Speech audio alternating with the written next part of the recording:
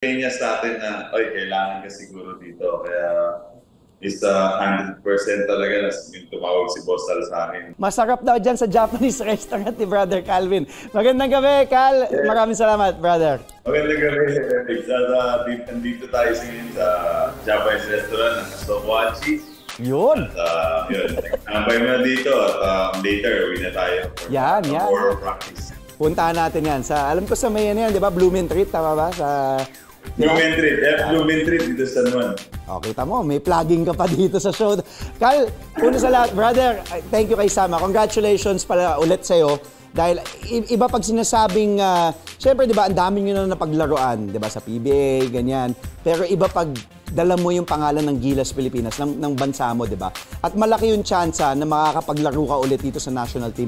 Inaayos pa, nabanggit ko nga kanina, inaayos pa na makasama kayo dito para pumayag yung committee ng Asian Games.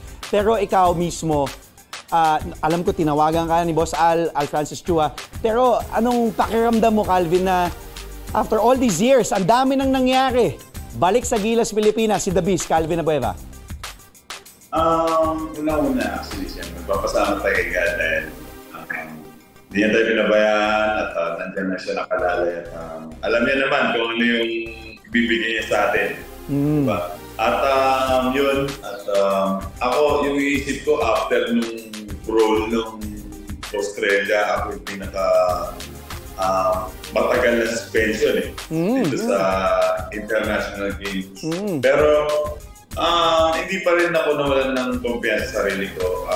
At least nakuha ako sa PBA na kung ano yung nilalaro ko. And now, na parang honor na talagang tinawag tayo. Kumbaga, may sumenya sa atin na, oy, kailangan ka siguro dito. Kaya is 100% talaga na yung tumawag si Boss Sal sa akin. Dumaan ako dalawang isip. Sinabi ko, okay, boss, go ako.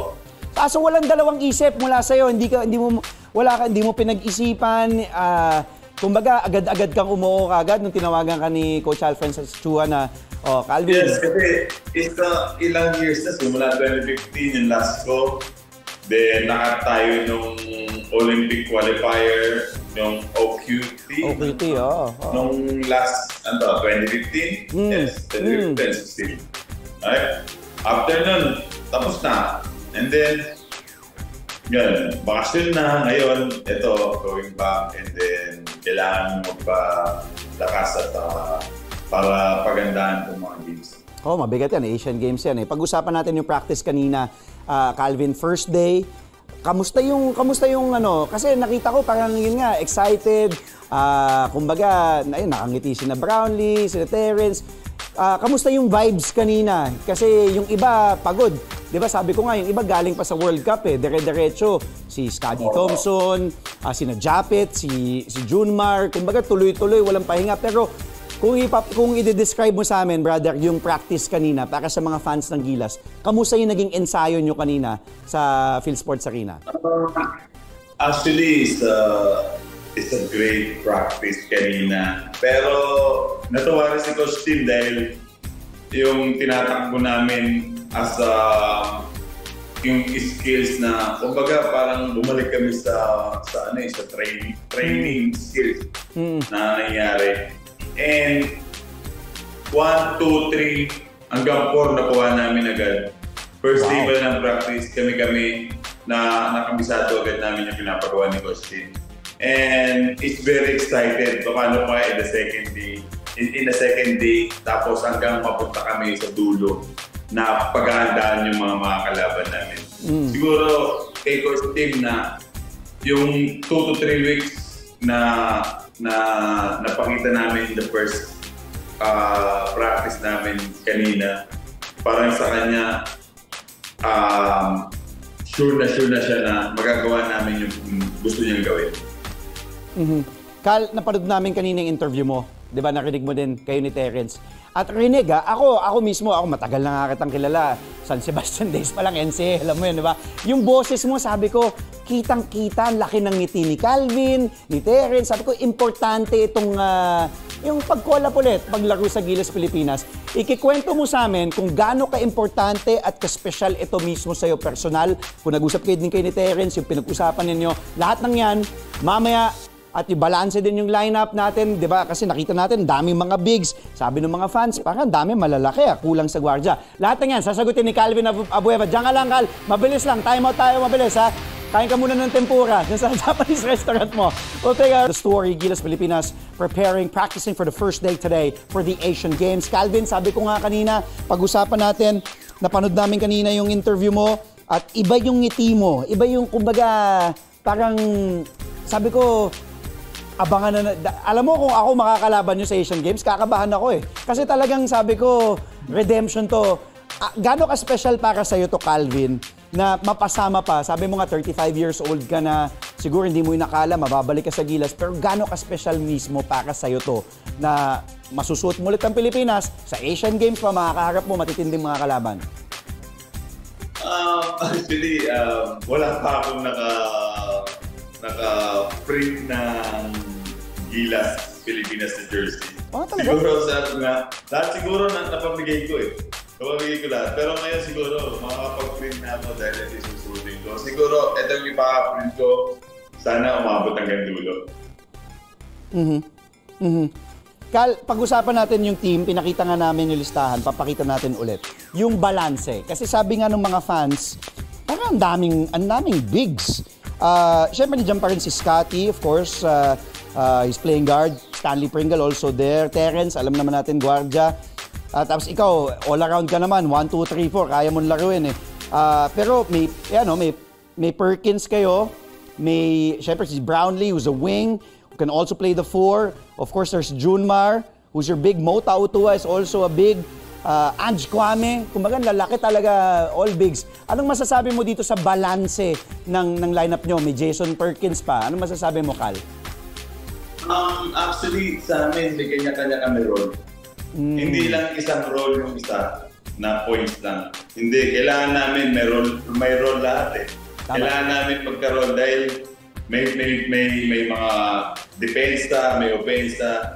Hindi mo yung kailangan pagsabayin lahat ng mga kailangan sa iyo ng coach, di ba?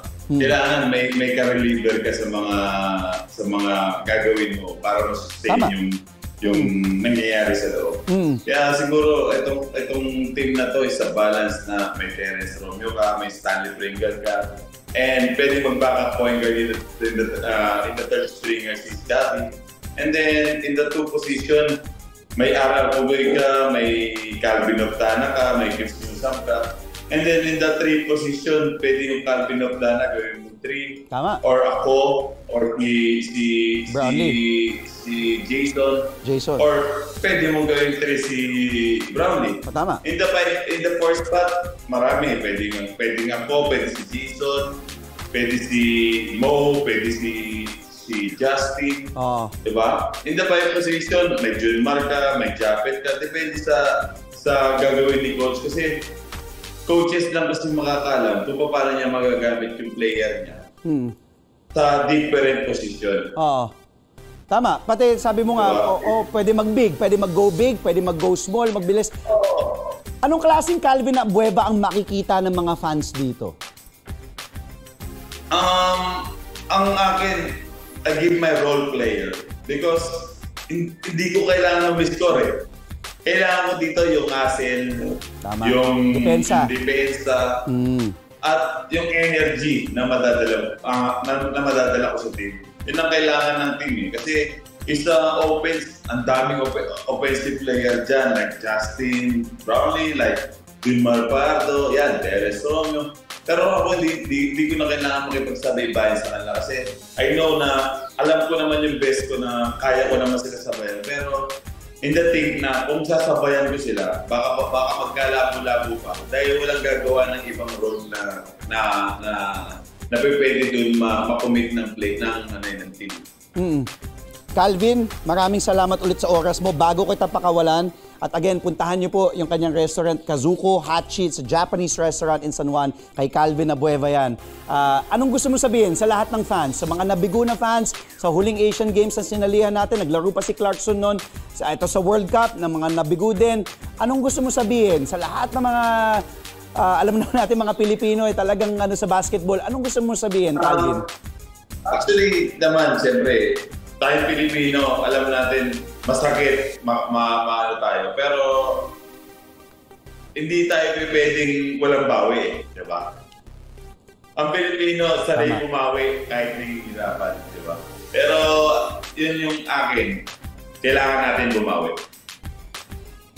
At babawi tayo, Calvin, pagdating ng Asian Games. Alam kong handa na kayo. Good luck, Calvin. Maraming salamat, brother. At yung Kazuko Hachi, puntahan natin yan. Thank you, thank you. Thank you. Kung gusto nyo updated kayo sa mundo ng basketball, subscribe to my channel, JB Sports. God bless.